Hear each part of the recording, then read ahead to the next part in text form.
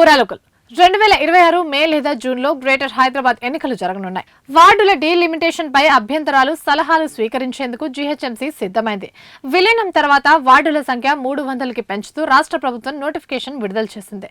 దీంతో వార్డుల పునర్విభజనకి సంబంధించిన ప్రాసెస్ ను జీహెచ్ఎంసీ స్పీడప్ చేస్తోంది.